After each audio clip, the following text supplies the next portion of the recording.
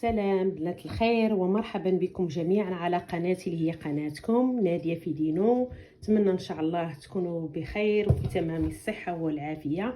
اليوم ان شاء الله غنقدم لكم هذا الخير بيتزا كتجي اكثر من رائعة، بعجينة رطبة ومقرمشة في نفس الوقت.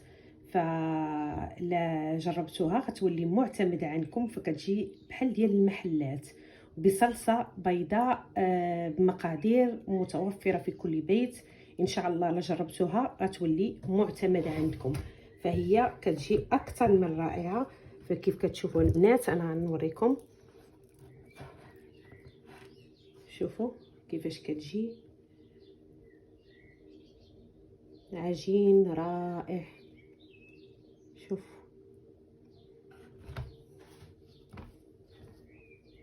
شوفوا البنات. يلا البنات ما نطولش عليكم ونخليكم مع المقادير وطريقه تحضير البيتزا والصلصه. البنات غندوزو باش نحضروا العجين. فعندنا 2 كؤوس ديال الدقيق الابيض، الكاس الاول والكاس الثاني 220 غرام، كيساوي هاد 2 كؤوس كتساوي 220 غرام. وعندنا هنايا كاس ديال الدقيق الصلب، دقيق فينو كاس.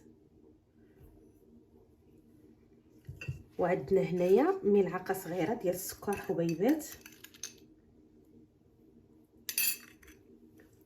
وعندنا ملعقه صغيره ديال الزعتر. فغنخلطوا هاد النواشف بحال هكا، وغنضيفوا ملح حسب الذوق طبعا، وملعقه متوسطه من خميره الخبز. وهنا عندنا كاس ديال الماء الدافئ غنجمعوا به العجين.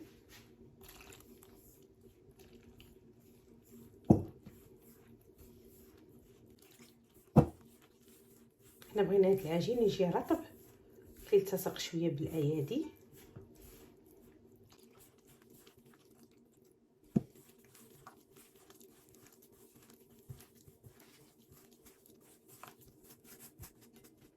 فانا عملت كاس الاول وغادي نزيد ربع كاس، وغادي نشوف فالماء كنزيدوه بالتدريج.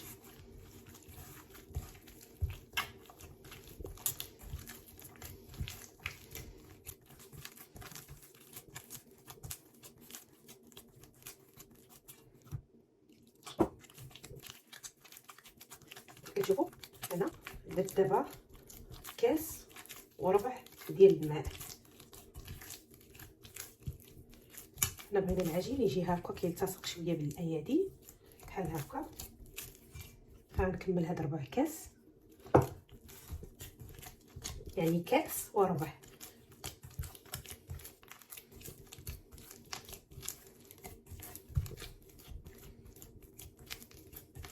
صافي كنبقاو نديروا العجين هكا باش ندخلوا هذاك الماء مزيان. ما كندير لكم والو، عا كنديروا هكا بالاصابع ديالنا حتى يدخل هذاك الماء مزيان. صافي كنحصلوا على هذا العجين هكا كيلتصق بالايادي. هانتوما كيف كتشوفوا. دابا غنزيدوا عندنا هنا 3 معالق ديال زيت الزيتون، فغادي نديروه كمرحله اخيره، وغنبقاو ندخلوه بشويه بشويه في العجين بحال هكا حتى ندخلوه مزيان في العجين ديالنا.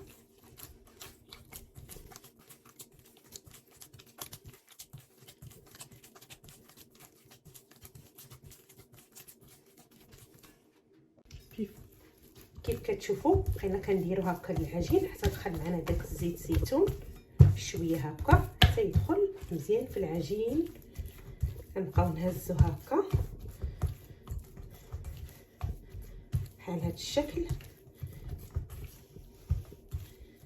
كيف كتشوفوا فالعجين كيجي على هذا الشكل هذا حتى دخلنا فيه الزيت مزيان وكيلتصق. هانتوما كيف كتشوفوا فهو كيلتصق بالايادي. صافي دابا دخلنا الزيت مزيان. دابا العجين ديالنا جمعناه مزيان. دابا غندوزو باش ندهنوه بشويه الزيت. صافي وغادي نخليوه صافي ندهنوه هكا ونخليوه حتى نغطيوه ونخليوه حتى يخمر معنا، حتى يخمر مزيان.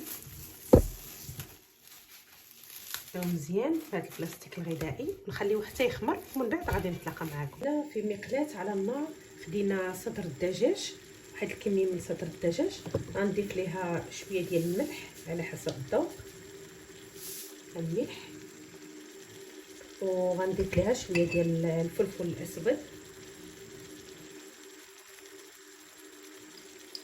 وغنضيف شويه ديال السكينجبير،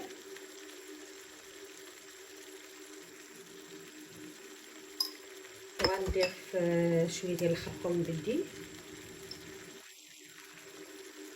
كركومه،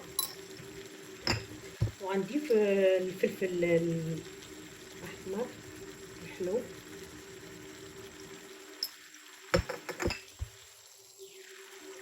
وغنضيفو شويه الكزبر المعدنوس صافي، وغنخليو هاد الصدر الدجاج يتشحر معنا. ها هو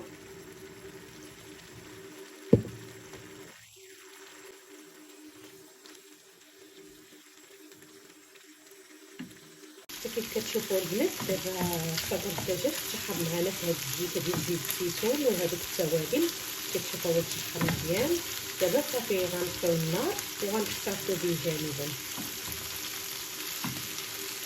غندوزو باش نحضروا الصلصه البيضاء. غناخذوا معلقه كبيره ديال الزبده، غنزيدوا معلقه اخرى يعني 2 معالق كبار ديال الزبده،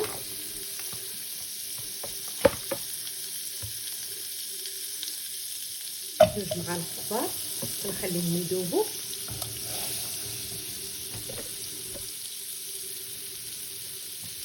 وغنزيدوا معاهم 2 معالق ديال الدقيق، غندير الملعقه الاولى، ملعقه تكون كبيره، والملعقه الثانيه،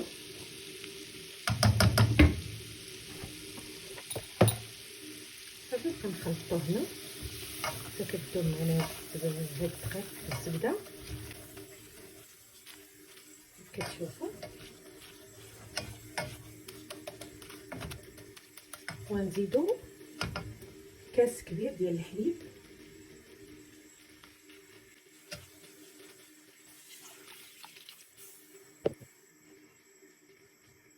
ندوزو باش نسمو هاد الصلصه عندنا بشويه ديال الملحه وشويه ديال الثومه بودغ، ها هي نديرو غير شويه تعطيها مذاق زوين،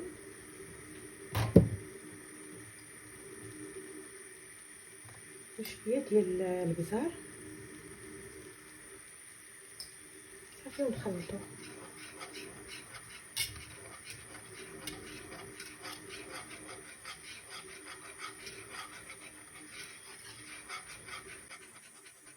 ونزيدو شويه ديال الزعتر كيعطيها واحد المذاق بنين، كتجي بنينه هاد الصلصه هادي بهاد الزعتر صافي. ودابا غادي ندوزو باش نضيفو واحد الجبن المثلث، 2 ديال الجبن المثلث صافي. وكنحاولوا دابا في هذه المرحله هذه صافي كنطفيو النار وكنخليو هذاك الفرماج كيذوب معنا في هذه الصلصه صافي. كنبقاو بحال حتى كيذوب صافي. وها هي الصلصه عندنا واجده، منسمه بالزعتر، فيها الثوم بودغ كيعطيها مذاق زوين. فها هي الصلصه عندنا واجده صافي. كنخليوها جانبا هنا. البنات غنرجعوا للعجين ديالنا بعد ما خمر، ها نتوما كيف كتشوفوا اختمر معنا. دابا غندوزو باش نخرجوا ليه هذاك الهواء.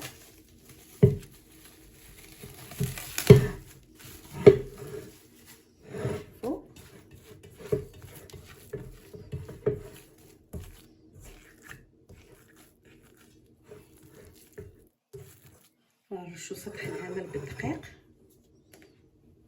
دقيق فينو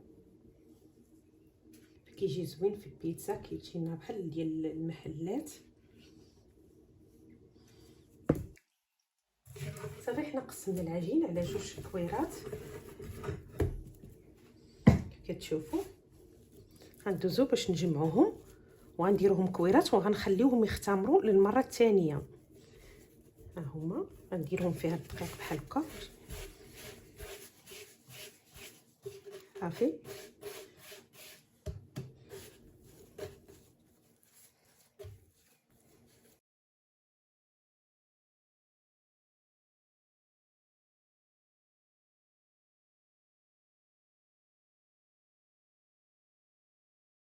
دابا البنات كيف كتشوفوا الكريسات ديالنا ها هما خمروا، كيف كتشوفوا هما خمروا.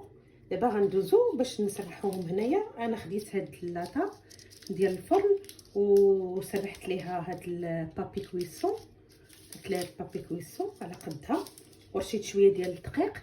دابا غادي ندوز باش نسرح هاد العجين. هنا كيف كتشوفوا غندهن شويه يديا بشويه الزيت، زيت الزيتون، وغادي نبدا ندير بحال هكا ونتفاعل هذاك الهواء في الجوانب حتى نسرح على المول كله.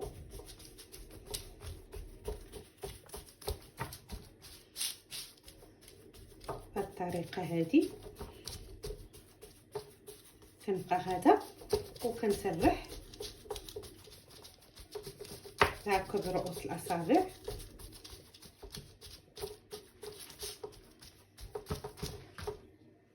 شوفوا البنات دابا انا سرحتها مزيان، فانا سرحتها من هنا رقيقه وهنا خليت هاد الجوانب من هنايا تبقى غليظه بحال هكا. هاد الجوانب تبقى غليظه هكا شويه، ماشي بزاف غير شويه باش تعطينا داك الشكل ديال البيتزا هكا. شوفوها بحال هاد الشكل هذا. دابا غندوزو باش نديرو الصلصه ديالنا، ندهنوها بالصلصه اللي حضرنا، ندهنوها مزيان. بالنسبه للفرن فانا ديجا حليته قبل ما نبدا هاد البيتزا نسرحها. هنا عندي فرن كهربائي حليته على درجه عاليه، فالبيتزا كتبغي درجه عاليه ديال الحراره. حليته قبيله شعلته، ايوا مزيان تكون درجه الفرن تكون عاليه. بالنسبه للبيتزا تكون درجه الحراره دائما عاليه، فهي كتجي فيه البيتزا مزيانه. صافي دابا هانتوما كيف كتشوفوا دهنتها بهاد الصلصه البيضاء مزيان.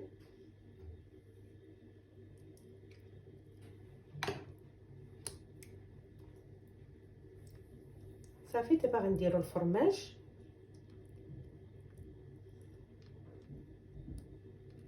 غندوزو باش عندي انا خليط من الفرماج المونساريلا، نديزو نرشو شويه هكا.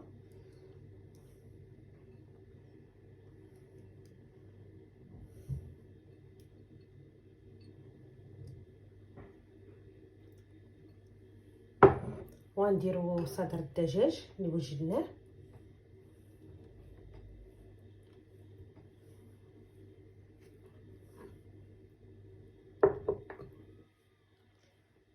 فانا غنديرها في الوسط ديال الفران، تكون الدرجات تكون العافيه شاعله من الفوق ومن التحت. فانا كنأكد على هذا الشيء هكا مزيان، لان البيتزا كتبغي دائما درجه الحراره ديال الفرن تكون عاليه. وصافي وديروها يكون شاعل من الفوق ومن التحت، وندخلوها في الوسط ديال الفران ديالنا.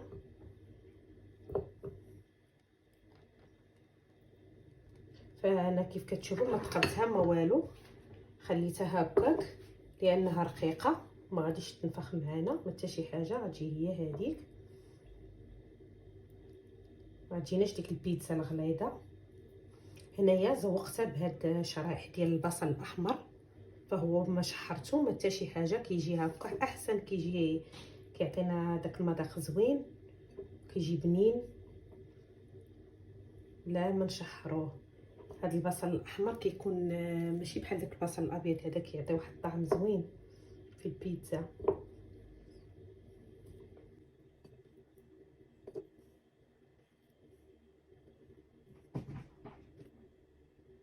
زيد مازال باقي عندي ضيفات،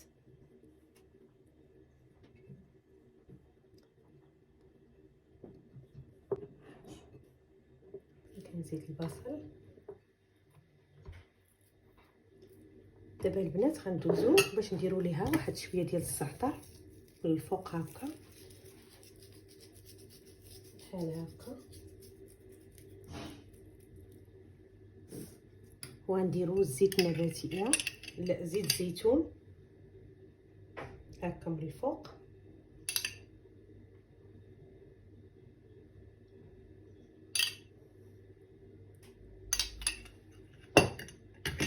صافي وكنعاودو نديرو واحد رشه ديال الفرماج هكا والموتزاريلا صافي، وكندخلوها للفران.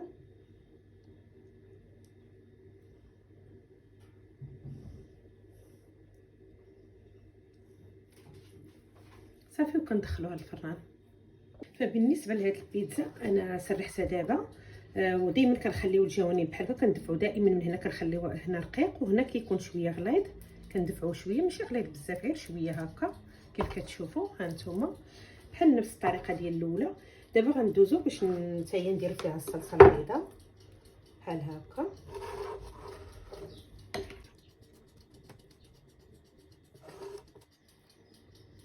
فهاد المره ما غاديش نعمرها بالدجاج، ما غنديرش ليها الدجاج، غندير ليها طريفات ديال السمو اللي باي الحشوه اللي عندكم تقدروا ديروا، مثلا الكروفيت، تقدروا ديروا الطون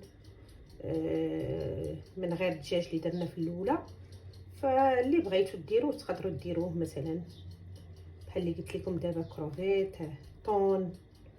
انا هذه بغيت ندير فيها السمو، فهو حتى هو كيجي زوين في هذا النوع ديال البيتزات اللي فيه الصلصه البيضاء. صافي غندهنو، غنرشو بالجبن، غندير الجبن مخلط مع المونساريلا، عندي خليط ما بين الجبن والمونساريلا كيف قلت لكم.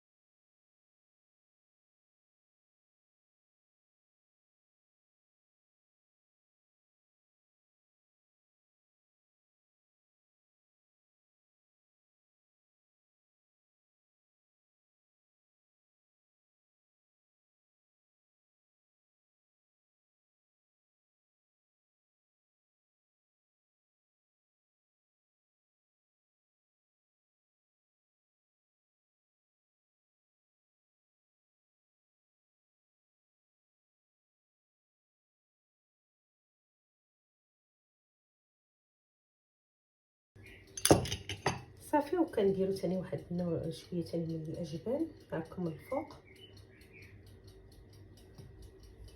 صافي وتا هي كندخلوها للفران، اللي قلت لكم دائما درجه الحراره تكون مرتفعه. انا عندي الفرن ديال الكهرباء، فهي دغيا كطيب، ما كتاخذش منها واحد الوقت كثير. وهذه هي البيتزا الاولى ديالنا بعد ما طابت، انا خرجتها من الفران، فهي كتجي على هذا الشكل هذا. هانتوما شوفوا، انا غادي نحيدها باش نقطعها.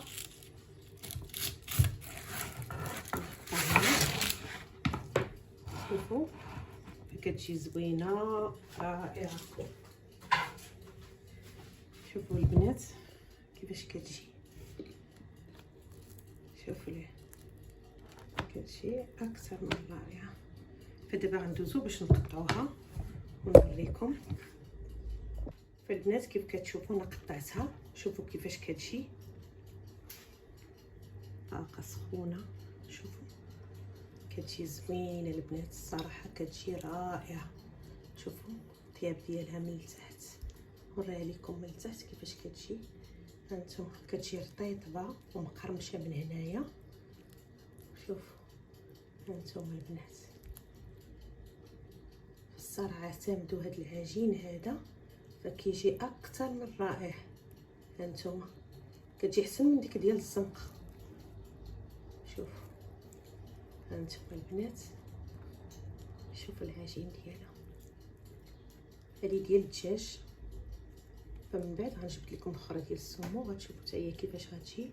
شوفوا البنات، فالصراحه كتجي اكثر من رائعه. والسر هو داك الفران حتى هو كيلعب دور، انكم دائما البيتزا كنعاود نقول لكم تكون درجه الحراره مرتفعه. الا كانت منخفضه فكتجي مسكره، يعني كتجي قاصحه، كتقدر تجيكم كارمه، ما غاديش تجيكم مزيان. فتكون درجه الحراره مرتفعه، واللاطه ديالنا نحطوها في الوسط، يعني ماشي لتحت ماشي لفوق.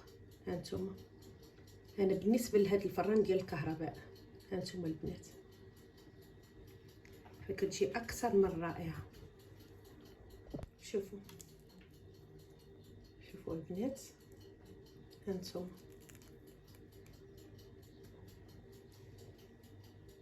شوفوا العجين،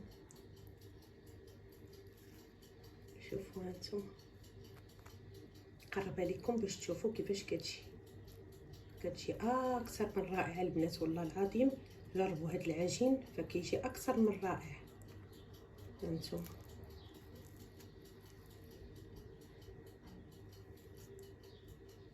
وهاد الصلصه كتجي حتى هي رائعه وزوينه.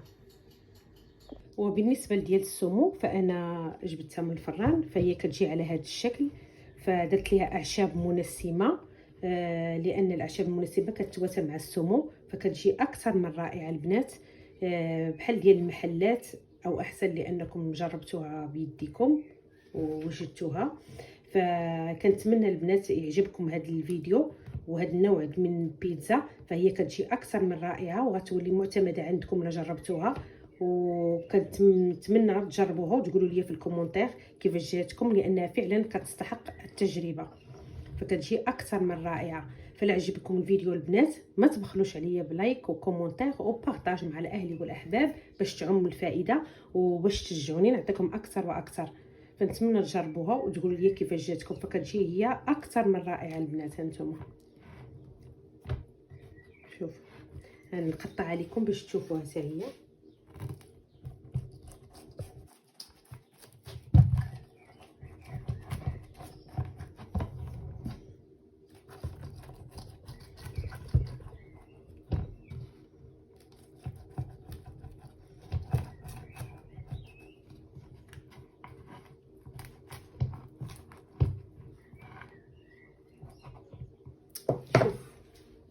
شوفوا البنات العجين كيجي اكثر من رائع. شوف هانتوما قرب لكم الكاميرا باش تشوفوها، هي كتجي كتشهي الصراحه. هذه ديال السمو كتجي رائعه بهذا المذاق ديالها. شوف هانتوما البنات، فنتمنى ان شاء الله تجربوها وتقولوا لي كيفاش جاتكم. فالصراحه انا متاكده الا جربتوها غتولي معتمده عندكم. يلا خليت لكم البنات الراحه والصحه ان شاء الله يا ربي. هانتوما